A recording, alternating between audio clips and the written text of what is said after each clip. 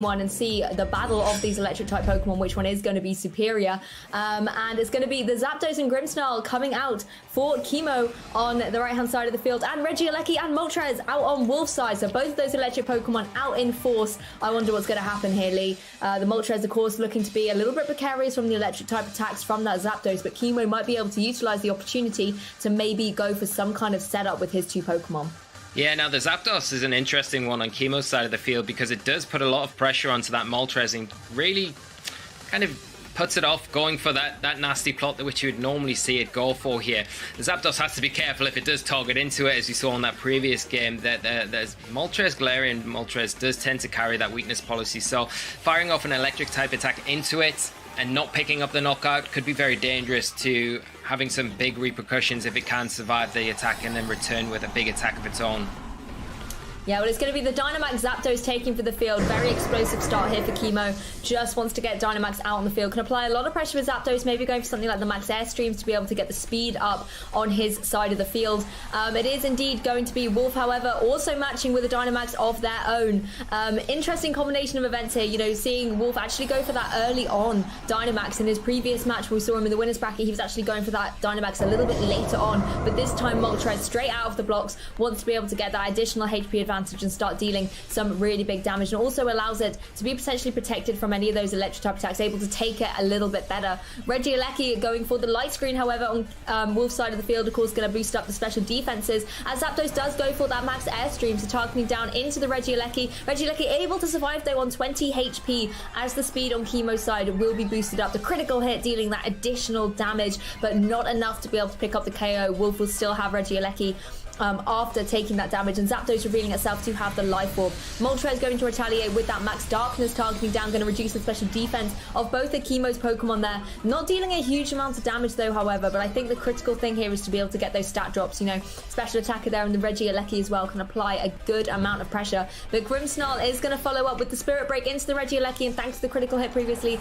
easily going to be able to pick up the KO against it, leaving Wolfe free to bring in a Pokemon from the back, but he does indeed lose his Regieleki. Yeah, losing the Regieleki is not always the greatest thing here. I think a smart play from Kimo, prioritizing that Pokemon here with an Airstream to get a speed boost on your side of the field, while also making sure that you're utilizing the Grimmsnarl and its offensive pressure that it can provide. You know, the next turn we're going into this, it still has access potentially screens, so it could support the Zapdos a little bit more, but you saw how well it took that Max Darkness from the Moltres on Wolf's side of the field. And, you know, with the light screen support, it's going to probably take about the same damage again and negate that special defense drop that we have just seen it take. Now, Wolfe, in a decent position with the Dusclops on the field now, has option to really mitigate those Airstreams that we have seen so far thrown out from Kimo's side, where he can set up a Trick Room and then give the Moltres a little bit more of an advantage against both of these Pokemon on Kimo's side of the field. That's the thing, Wolf's presented with an opportunity where he can really capitalise on the fact that Kimo's opted to go for those Max Airstreams and will in a way punish them by reversing the speed if he does go for Trick Room on that Dusclops, allowing his side of the field to have the advantage. It's going to be another Max Airstream from the Zapdos, going straight into that Moltres, of course, easily going to be able to take that, and the speed once again going to be channeling up on Kimo's side, putting the Pokemon at +2 speed. Of course, Zapdos again taking that little bit of recoil. Those little bits of chip can add up. We've seen it happen before. Zapdos going to follow up with the Max Darkness, and despite the drop, still not able to pick up the KO against the Zapdos. You know, that additional bulk coming in from being in your Dynamax form really does help out, and it's just allowing Zapdos the longevity here on the field. But Dusclops going for that Trick Room does put Kimo in a really precarious situation where his Pokemon that's opted to get super fast speed boosts now might be in a little bit of a tricky situation. Yeah, definitely a tricky situation to say the least, Lou, as the Moltres now will be able to pick up a knockout onto that Zapdos on Kimo's side of the field. And you can see how precarious trainers are approaching Moltres, and this is why it's such a big threat. They don't, even if they've got access to super effective moves, they don't want to attack into it unless they've weakened it first, to make sure that they aren't leaving themselves vulnerable to a weakness policy activation and then getting knocked out in return. And that trade-off there is just not worth it. But Wolfe using that to his advantage here and making sure that he's taking advantage of those Airstreams, getting Dusclops onto the field after losing the Regieleki and getting the Trick Room set up and putting himself into a really nice position now as we see the Tapu Fini enter the field for Wolfe. Yeah, I like this play here. Being able to get the Tapu Fini and potentially getting yourself up a Calm Mind boost, and then you can apply a lot of pressure going forward, is a good opportunity here for Wolfe. Moltres, of course, going to enjoy the Trick Room environment it's in at the moment, can fire off that Max Darkness and pick up the KO against the Zapdos, protecting that Tapu Fini from any potential electric type move. So it gives Wolfe really the opportunity to bring in that Tapu Fini quite safely, so that it can, in the next turn, be able to start going for those setups. Of course, Kimo, on the other hand, now does have the option to bring in a Pokemon from the back that might appreciate this Trick Room environment a little bit more. The Spirit Break, however, of course, going to lower the special attack on Wolfe's Moltres, but in a way, it's kind of had a counteractive approach. Berserk is, of course, going to activate, and so is the weakness policy, putting that Moltres right back up into a really formidable position. Yeah, you can see the Spirit Break there, take the Moltres down to -1, the Berserk activate, putting it back to neutral, and then the weakness policy on top of that, putting it to +2, so becoming a very formidable threat very quickly and all in one turn. But that is the end of its Dynamax turns, so it's not as threatening going forward. We're still in the Trick Room, and you've got to imagine now with the Tapu Fini coming onto the field for Kimo, the Tapu Fini probably will underspeed the Moltres on Wolfe's side of the field, so that is now not going to really enjoy the Trick Room as much as it was when the Zapdos was out on the field just now. That's the thing, the max airstreams only affect the Pokemon that were on the field when they were activated. So Tapu Fini able to come in, won't have those speed boosts, can potentially turn this around for Kimo here and pick up a KO against that Moltres. Grimmsnarl, however, going to use its prankster ability and go for those fake tears, saying, I don't really care what's going on with the speed stats. Going to be able to lower the special defense on Wolfe's Tapu Fini. Wolfe going to go for the Moonblast with his Tapu Fini, though, into that Grimmsnarl, easily pick up the KO. You know, those max darknesses have really dwindled the special defense of that Grimmsnarl. Was going to be a really easy KO, but the Tapu Fini on Kimo's side able to go for a Moonblast as well, targeting down into that Moltres that is able to survive with 11 HP, firing off an air slash in retaliation into Tapu Fini. Not going to be dealing a huge amount of damage, takes it down to, I think it was about a third, and now with the recovery about a quarter of damage. But you know, every little can help in this match. Yeah, and I was expecting the air slash to do a lot more there to the Tapu Fini, but it's trained very defensively well here from Kimo's side as we see the Incineroar come onto the field. And now I think if you're Wolfe, you really want this Trick Room to end. I think, you know, the Grimmsnarl getting that fake tears off into the Tapu Fini on your side of the field, you may want to try and switch your Tapu Fini out now to just get rid of those stat drops, get Dusclops back onto the field, and then keep Tapu Fini for the late game, because it's going to be very useful against something like the Incineroar that we've just seen come onto the field for Kimo here. That's the thing, Kimo with the Incineroar here can go for something like a fake out, and Wolfe needs to play around that wisely. You know, you don't want your Tapu Fini to stay on the field and maybe take an attack into that lower special defense if, you know, it gets faked out and Tapu Fini can follow up. So I think bringing in the Dusclops here is really wise. It resets the drops on that Tapu Fini, and Dusclops is relatively stable enough to take anything this Tapu Fini wants to throw at it. Incineroar goes for that fake out into that slot. Of course, being a ghost type, won't even do any chip damage to it upon its joining of the field, and Moltres protecting itself quite wisely from the Moonblast there. But it does give Kimo the opportunity to regain a little bit more HP with that Tapu Fini, and Wolfe able to switch up his ball position to a more favourable option. Yeah, definitely a more favourable option, but still that Moltres on Wolfe's side of the field still in an awkward position now. With this Trick Room still set up. The Dusclops going to be able to get some damage off onto the field, but we do see a double protect there to try and see if it can get through these latter turns of the Trick Room here.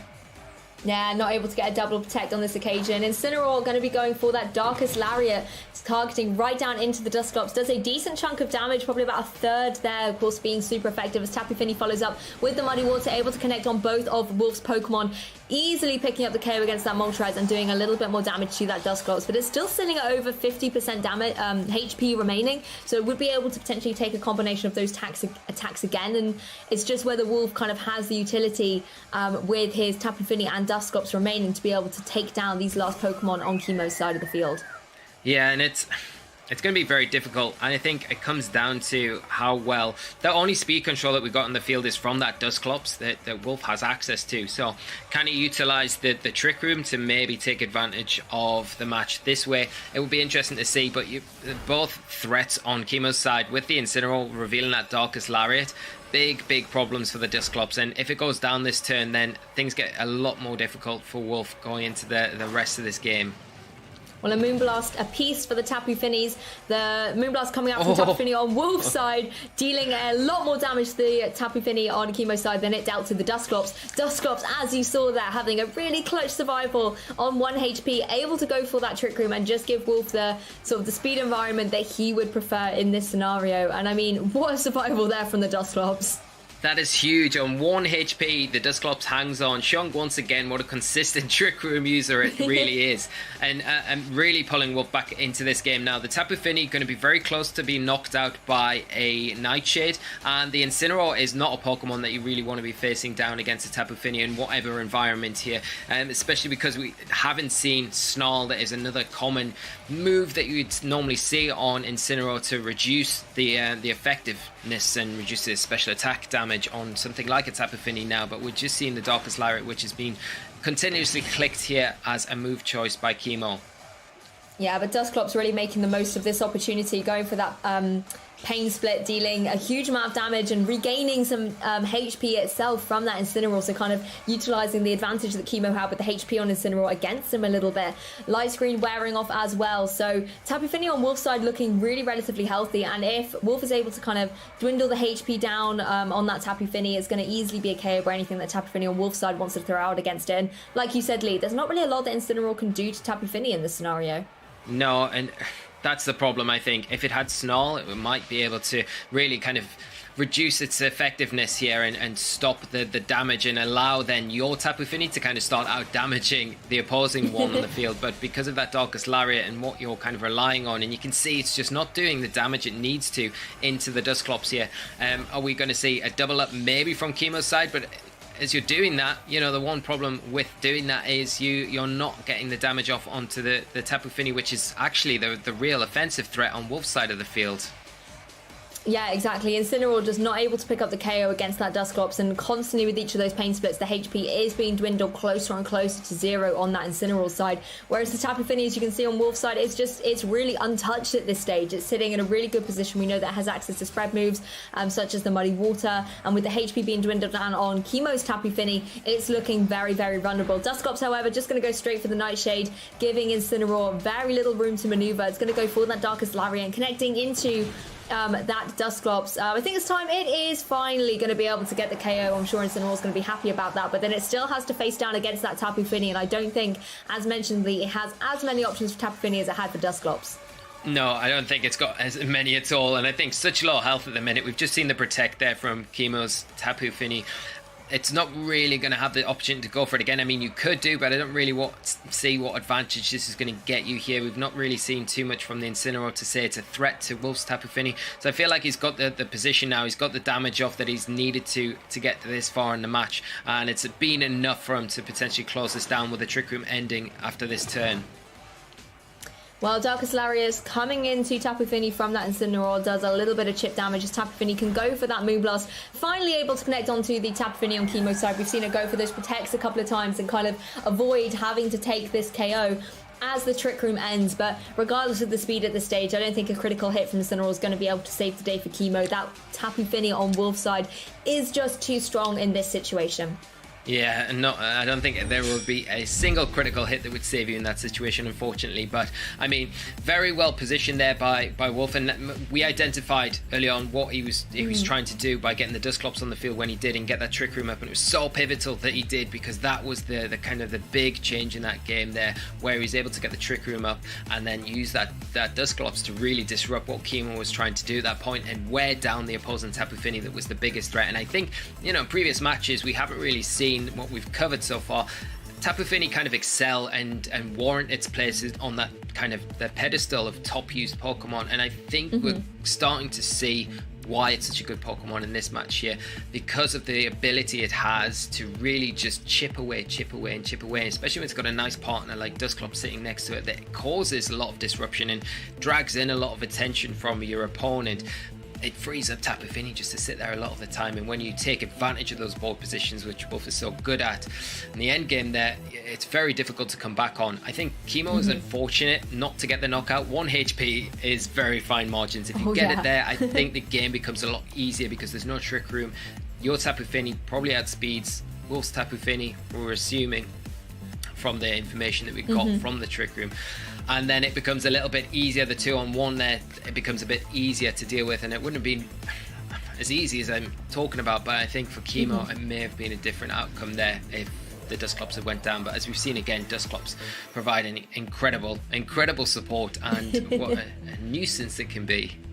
Oh yeah, I mean, on Wolf's side there, having the Dustclops and Tapu Fini towards that end game, Dustclops kind of playing the defensive side, really, you know, being able to hold on for that really pivotal, like 1 HP, that was just phenomenal to be able to see, and it just enabled Wolf to be able to put the speed the way that he wants it.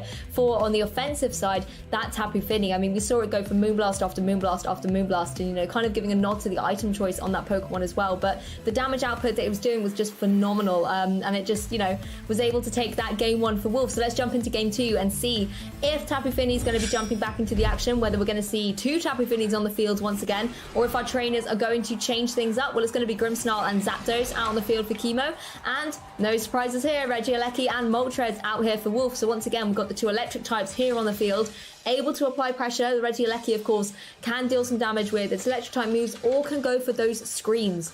And I feel like going for the screens here is going to be optimal. It just allows you that little bit of longevity here on the field. Yeah, I think that we saw how useful they were in the first game. The light screen support, that the Regieleki, it went down very early in the game, but it provided so much support for Wolf to actually function very well and not have to worry too much about the Kanto Zapdos that is such a threat. And I would like to see Kimo maybe be a bit more bold here, and I think going into game 2 he needs to kind of make things up here. Maybe Spirit Break and a Max Lightning could be enough to do the job on this Moltres, but it's a very risky play. Like we've seen, that the weakness policy is there, and if you go for it, you've got to have a lot of conviction that it's going to pay off. Otherwise, it could come back to really bite you and take this game away from you. It's such a critical point in this tournament. Exactly. Well, 2 Dynamax Pokemon here on the field in all of their majesty. It's going to be the Moltres and the Zapdos. You know, 2 of those sort of legendary bird Pokemon here out in the action. I love to see this as Regieleki goes for that light screen, once again boosting up the special defense on Wolf's side of the field. It's going to be another Max Airstream from the Zapdos on Kimo's side, however. So this game really playing out very similar to how game 1 started. Regieleki able to take that much better though, as there was no critical hit this time around. So potentially the follow-up from Grimmsnarl, if it is Spirit Break again into that slot, Regieleki will be able to hang on and survive out the turn. Moltres going for that Max Darkness once again, straight into the Zapdos. Does a decent amount of damage, of course, nothing compared to what it would be aiming for, but I think it gets that special defense boost, able to weaken Kimo's Pokemon going forward. They're going to be a little bit weaker and more susceptible to those special attacks coming forward. Regieleki is, of course, able to hang on despite the Spirit Break. It will, of course, get a special attack dropped, but it does put Regieleki into a more favourable position than it was in game 1.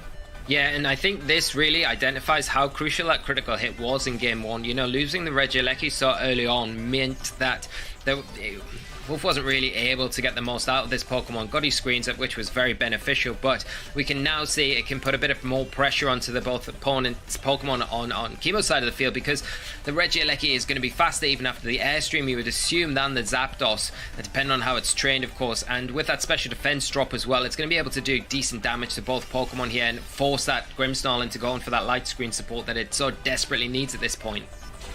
Yeah, it's what both of these trainers need when they're facing down against such strong special attackers, making sure that the light screen's up on their side of the field. And Kimo's definitely going to be glad that he's managed to put that up on there, as the Regieleki goes for the self-vault switch, activating the weakness policy on Wolf's own Moltres. Not only does this allow the Moltres to be really, really powerful, but it also allows Wolf the maneuverability, get his Regieleki in or out of there and reset the special attack drop that it took and bring the Dustclops here on the field. Zapdos going to go for the Max Lightning into the Dustclops, able to take that, only does about a third of damage, and the Moltres now still here ready to move, is going to be boosted up, of course, by having the weakness policy activated. I mean, what a masterful play there by Wolf, going for that self-activation. Moltres going for that Max Darkness, going to connect into the Moltres on Kimo's side, and actually is able to pick up the solid KO against Kimo's Zapdos with the critical hit. This Moltres is not playing around here, Lee. It is here wanting to try and take its trainer into those global finals. Yeah, definitely, and a really great play here from Wolf, and a bit unfortunate for Kimo because the Regieleki here actually sticking around, like we mentioned,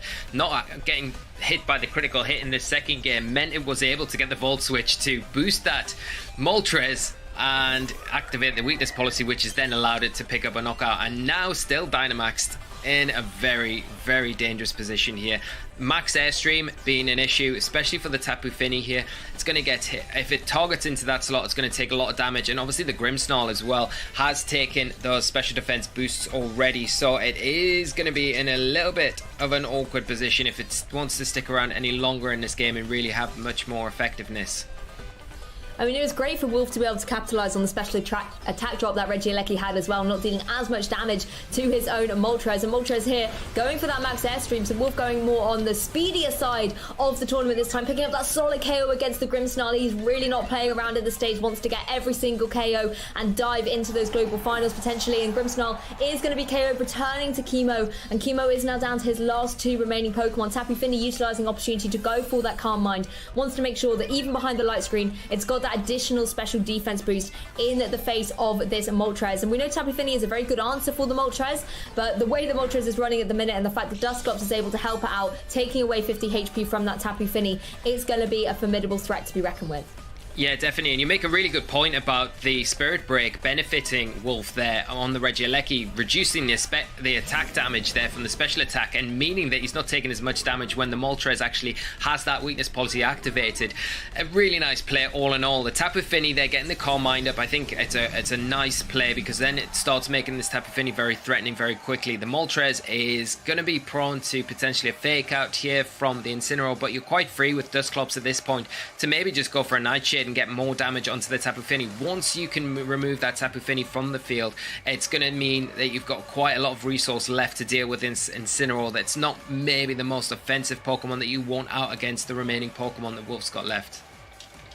Yeah, exactly. Incineroar coming into the fray can only go for that fake out once. Doesn't actually even opt for it on this occasion. Kimo just wanting to go straight out on the offensive as Tapu Fini goes for another Calm Mind. So really trying to make sure that the special defense is boosted up. We know Kimo's Tapu Fini can go for those protects, maybe try and regain some HP using the leftovers and just try and keep the longevity here on the field. Incineroar going to go for that Darkest Lariat, targeting down into the Dusclops. Not enough to be able to pick up the KO though, so Dusclops will still be able to move and goes for that Pain Split once again into Incineroar, really punishing the high HP that it dares to still have towards the end of this game. And Dusclops, of course, now in the face of those Darkest Lariats, going to be able to hang on a little bit longer as well.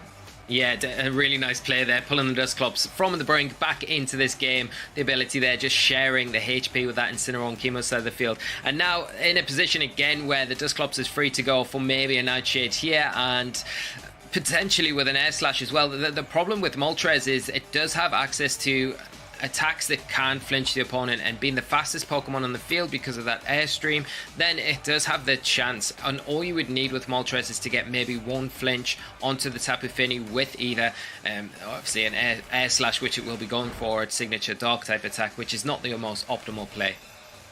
Yeah, that's the thing. Tapu Fini's definitely got the kind of type advantage against Moltres in this scenario. But Kimo really punishing down onto this Dusclops, just wants to remove it from the field once and for all. So double targets up with the Moonblast, followed by the Darkest Lariat.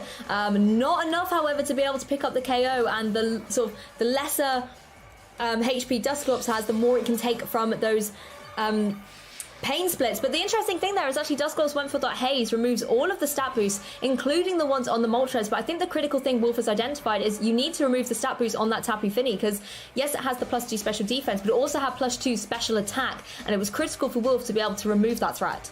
Yeah, it's a really, really smart play here, because you would think in most situations with Haze, I've got my Moltres set up now, I've got the attack boost that I want, I don't want to remove them. But really when you're looking towards the end of this game, I think the Tapu Fini on Kimo's side is the one threat that you need to prepare for, and removing those boosts that it has got to its special attack and special defense is huge going into these next few turns, and slows it down a little bit and kind of occupies it this turn, as you see, with another Calm Mind here.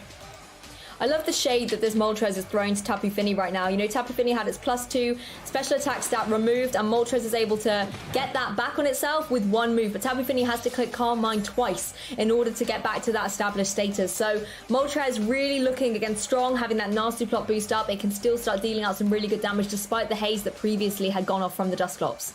Yeah, and the other thing to mention here as well, that Regieleki is still in the back for Wolfe, and that's a really good Pokemon to have in an endgame versus Tapu Fini, especially if you can mitigate those Calm Minds. If Regieleki comes in, you know you're guaranteed to outspeed the Tapu Fini, and if you can get it down to a good enough HP level, you can knock it out even with a couple of boosts under its belt. Yeah, exactly. The Pokemon advantage definitely is in Wolfe's favour at the moment. You know, Kimo is down to his last 2 remaining Pokemon, and Wolfe not only has that Regieleki in the back, but he also has the manoeuvrability on the field. Air Slash going to Tapu Fini actually does get the flinch as well, so it is unable to move this turn. Tapu Fini on Wolfe's side going to target it down while it was unable to move, not enough to be able to pick up the KO, however, but another Air Slash going into that slot will be able to pick up the KO on the next turn. But that Flare Blitz coming out from the Incineroar does a huge amount of damage to the Moltres, but of course activates the Berserk. Moltres is even stronger now as we head into the next turn. Yeah, now on +3 after the nasty plot and then that Berserk boost. And yeah, it feels a little bit too difficult. I think the Tapu Fini did well to survive that turn there with the double up into it, but at this point it's got such low health, and I don't think the Incineroar is going to be able to kind of match up to what Wolfe's got left in resources, and just a bit overwhelming at this point, but you never know. Well, Tapu Fini on Kimo's side can be going for that Muddy Water, trying to target down both of Wolfe's Pokemon. If you get some accuracy drops, you know, the game can really turn on that particular stat drop. Not to be, however, Tapu Fini on Wolfe's side able to see clearly through the Muddy Water and go for that Moonblast, picking up the KO against that Tapu Fini once and for all. And Kimo is now just down to the Incineroar, which is going to go for a Flare Blitz into that Protect. And, you know, Wolfe, he's got 4 Pokemon remaining down against this Incineroar. And Incineroar is a phenomenal Pokemon. We talk about it a lot. It was so high up in those usage statistics, but I don't know if it can take down all of Wolfe's team by itself. No, it feels a little bit too much of a task for Incineroar, as we do see the forfeit there, and Wolfe progress.